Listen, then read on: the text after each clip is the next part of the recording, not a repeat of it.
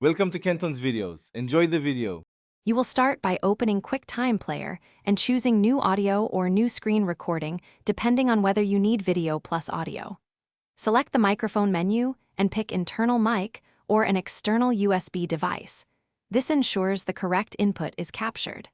Once done, check System Preferences sound to set input level and reduce background noise. Make sure Do Not Disturb is on to avoid alerts. Press the red record button when you're ready and begin your performance or demonstration. Now you'll record with attention to audio fidelity.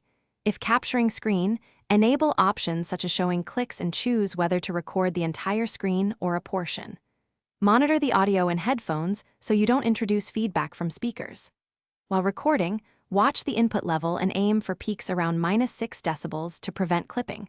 Lower if you see red. If using an external interface, set sample rate to 44.1 or 48 kHz for consistency before you stop the recording.